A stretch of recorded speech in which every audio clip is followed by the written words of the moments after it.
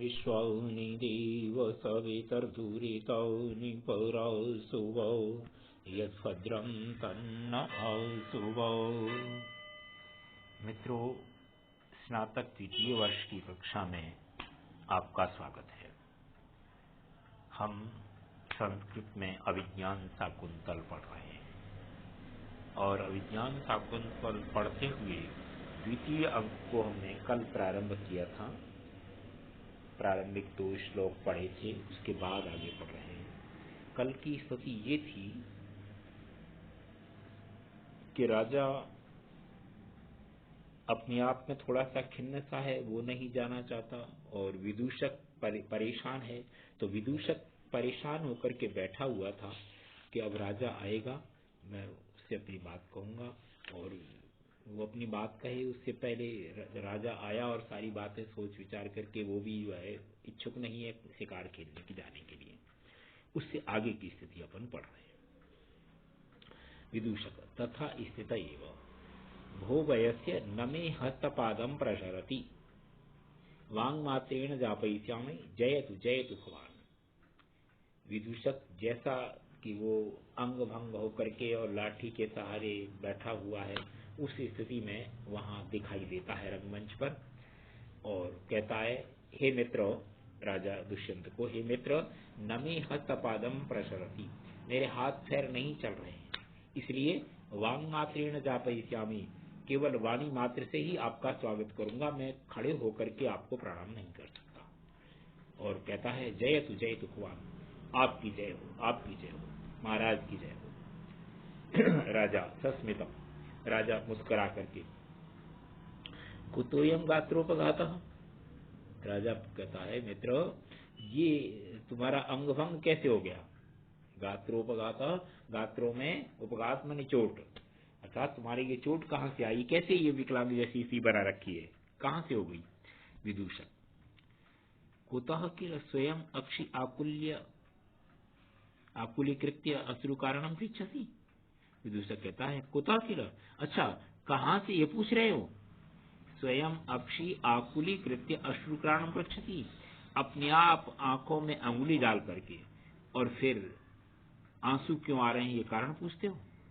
मैंने विदूषक अपने आप में एक बढ़िया सा उलाहना दे करके कहता है कि तुम्हारी वजह से ही तो ये सारी परेशानियां खड़ी हुई हैं और तुम ही ये पूछ रहे हो कि परेशानी कहां से आ गई? राजा, न खलु अवगच्छामि, राजा कहता है, मित्र, मैं सचमुच नहीं समझ पा रहा हूं कि तुम कहना क्या चाहते हो। विदूषक फिर एक बार उसी तरह के उलाहने के साथ बात करता है। भो वयस्य यद वेतसः कुब्जलीलां विडम्बयति तत्किम आत्मनः प्रभावेण ननु नदी वेगस्य। विदूषक राजा को कहता है, मित्र, तुम जानते हो ना, जो वेत के पेड़ नदी के किनारे पर खड़े होते हैं वो टेढ़े क्यों हो जाते हैं, उनमें कुब्ज लीला कहां से आ जाती है? किम आत्मना प्रभावेण, क्या वो अपने आप आ जाती है?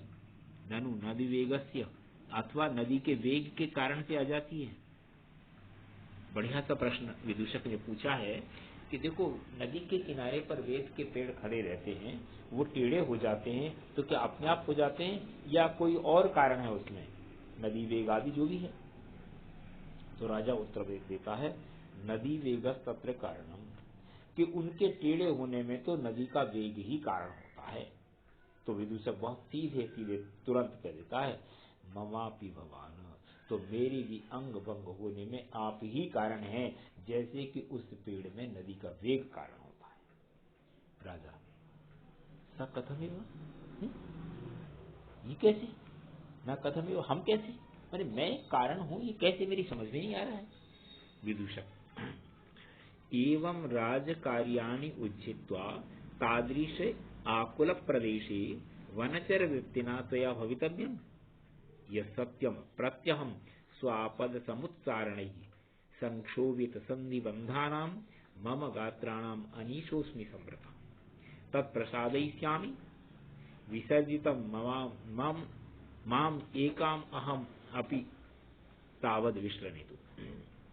विदूषक कहता है, एवं राजकार्याणि उज्जित्वा, इस प्रकार राज के कार्यों को छोड़ करके, तादृशे आकुल प्रदेशे, उस प्रकार के एकदम जंगली जानवरों से भरे हुए घने जंगल में वनचर वृत्तिना, वनचर वही लिए जंगलियों की तरह की वृत्ति बना करके, तो यह भवितव्यम, क्या आपको होना चाहिए? ये अच्छा लगता है? यह सत्यम प्रत्यहम स्वापद समुत्सारण, ये बात बिल्कुल सच है कि मैं प्रतिदिन जंगली जानवरों को भगाने के कारण से संक्षोभित संधिबंधानाम, मेरे जो संधिबंध है वो संक्षोभित हो गए, ढीले पड़ गए हैं, इसलिए मम गात्राणाम अनीशोस्मि समर्था, मैं स्वयं अपने अंगों का स्वामी नहीं रह गया हूं, अर्थात मैं अब इनको संभाल नहीं सकता। तत्प्रसादयिष्यामि, तो मैं आपको प्रसन्न करता हूं, इसलिए माम एकाम अहम अपि विसर्जयितुम विश्राम तावद विश्रमितुम, मुझे एक दिन की छुट्टी दे दो, इसके लिए मैं आपको प्रसन्न कर रहा हूं।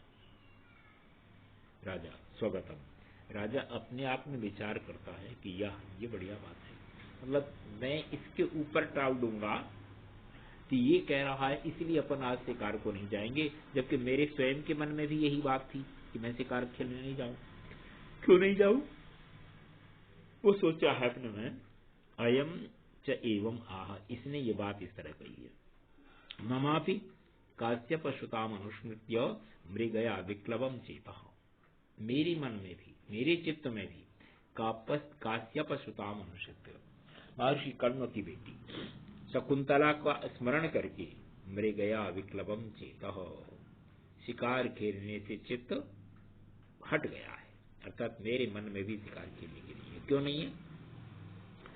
न नमयितुम अधिज्ञस्मि सक्तो धनुरिदम आहित सायकम मृगेषु सह वसतिम उपेत्य प्रियायाः कृत एव मुग्ध विलोकितोपदेशः। न नमयितुम अधिज्ञम अस्मि शक्तः, नमयितुम झुकाने में, चलाने में, अधिज्ञम प्रत्यंचा चढ़े हुए को, न नहीं सकता अस्मि समर्थ हूं, यानी ये धनुष जो प्रत्यंचा पर चला हुआ है इसको मैं अब चलाने में समर्थ नहीं हूं। धनुरेदम, इस धनुष को, आहित सायकम, जिस पर बाण डाले हुए हैं, ऐसे मृगेशु, मृगों पर, सह वसतिम उपेत्य, वसतिम साथ निवास करने के होने से, या वसतिम सह उपेत्य, वसति को साथ में, निवास को साथ प्राप्त होने से, किसके? प्रियाया, प्रिया के। यह कृत एव मुग्ध विलोकितोपदेश, जिसने कृत एव कर दिया है, मुग्ध विलोकितोपदेश, मधुर देश देखने का उपदेश।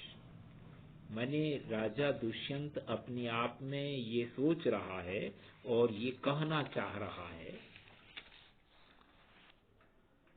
कि मेरे मन में अरुचि का कारण ये है कि जिनकी स्निग्ध दृष्टि के कारण से, माने हिरण जो है निर्भय होकर के चलता है, विचरण करता है, उसे कोई किसी तरह नहीं था, वो निर्भयता और स्निग्धता हिरणों के साथ रह करके शकुंतला ने सीखी है, अथवा शकुंतला के साथ रहकर हिरणों ने सीखी। इस तरह से प्रिया के साथ रहने से ये जो स्वाभाविक दृष्टिपात इनके अंदर आया है, उस दृष्टिपात ने मुझे भी इनके प्रति अनुरागी बना दिया है, जिसके कारण से मैं इन पर, चूंकि ये मेरी प्रिया के साथ रहने वाले हैं, इनके प्रति मेरा अनुराग बन गया है, इसलिए इन पर मैं बाण नहीं चला। इससे जो है उसका स्वाभाविक स्नेह दिखाई दे रहा है। और इसमें चूंकि नायिकाओं के नेत्रों की हमेशा मृग नेत्रों से तुलना की जाती रही है और मृगों की बात यहाँ की जा रही है, तो स्वाभाविक जो दोनों में सहवास का प्रति है, यानी शकुंतला के साथ ये रहने वाले हैं, तो शकुंतला के नेत्र इन्हीं की तरह से जो है सुंदर है, ये बात ये कह रहा है। इस बात को एक बार अपन अन्वय की दृष्टि से फिर देख लेते हैं श्लोक को। अधिज्यम आहित सायकम इदम धनु मृगेषु नमयितुम न शक्ता अस्मि, प्रत्यंचा चढ़े हुए, धनुष पर बाण लगाए हुए इस धनुष को मैं मृगों पर चलाने में समर्थ नहीं हूं। यही प्रियाया सहवशितम, जिनके द्वारा प्रिया के साथ रहने से उपेत्य पास होकर के मुग्ध विलोकितोपदेश कृतैव, मुग्ध सुंदर देखने का उपदेश जैसे कर दिया गया है, इसलिए मैं इन पर ये बाण नहीं चला सकती। राजा ये अपने मन में सोच रहा है कि इसने तो मुझे मना किया ही है कि अब जो है मुझे एक दिन की छुट्टी दे दो, मैं शिकार पर नहीं जा सकता, इसका मतलब है तुम ही मत जाओ, और मेरे स्वयं भी मन में नहीं थी, इसलिए जो है तो ये अच्छा एक वो बहाना मिल गया।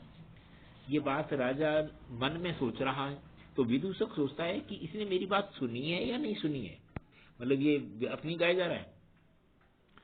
राज्यो मुखम विलोके, राजा के मुख को देख करके, अत्र भवान किमपि हृदय कृत्वा मंत्रयते अरण्यमया समाजी, अच्छा आप तो अपने मन में कुछ और ही सोच रहे हो, मैं तो जंगल में ही रोया व्यर्थ में, अर्थात मेरी बात को आपने सुना या नहीं सुना, मैं भी नहीं चलता रहा। ये बात विदूषक एक बार उलाना देख और देता है इसको। तो आज का पाठ मित्रों अपन यही समाप्त कर रहे हैं, इससे आगे अपन कल पढ़ेंगे।